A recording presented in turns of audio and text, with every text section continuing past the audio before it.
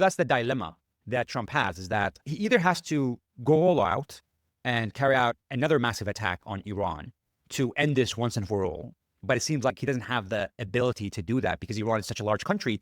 And if they could do that, they would have done that already. Why wait? Every day that passes puts more leverage into Iran's hands because the US is depleting their strategic reserves. So the reason why oil prices are not as high as we would expect them to be, the reason why there's no oil shortages is because the US is using its oil strategic reserves, which is this oil inventory that it has, to be released into the system to put the prices low. It's kind of increasing the supply from the storage that it has for emergency situations. Now, this oil storage reserve is going to be depleted. It's expected by the end of August.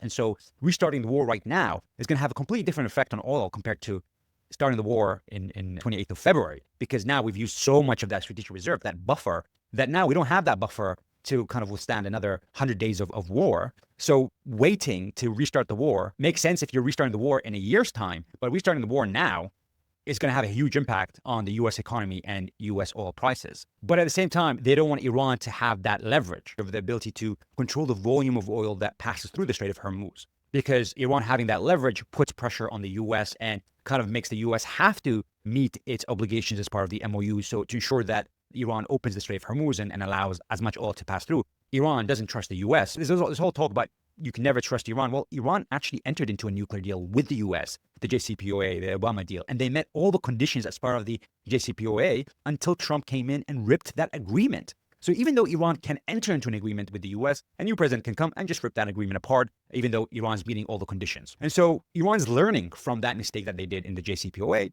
and saying, hey, we're not going to give you anything unless you give us something back. And we're going to, hold the Strait of Hormuz as the leverage to put pressure on you so that you can meet your end of the bargain of the MOU. And once you take a step, we'll take a step with you.